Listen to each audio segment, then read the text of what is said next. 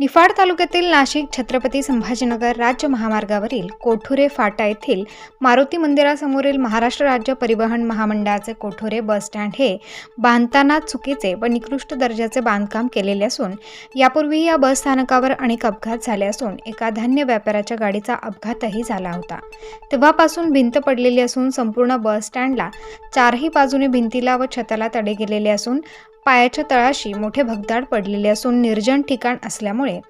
साप विंचूसारखे विषारी प्राणी वास्तव्य असण्याचे सांगू शकत नसल्याने तसेच सध्या उन्हाळा लागल्याने निफाड, येवला, लासलगाव, वैजापूर, संभाजीनगरकडे जाणाऱ्या प्रवासी बसची वाट पाहत कंटाळतात व हळूच उन्हातून सावलीसाठी बस स्टँडमध्ये पोहोचत असून कोणत्याही क्षणी कोसळून मोठी जीवितहानी होण्याची दाट शक्यता आहे।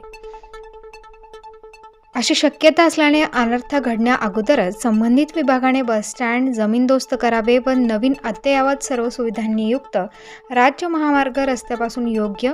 अंतरावर उत्कृष्ट बांधकाम करून प्रवाशांची ऊन वारा पावसापासून बचावासाठी सोय करावी अशी मागणी परिसरातील नागरिक व प्रवाशांनी केली आहे। स्टार न्यूजसाठी मुकुंदा वाड।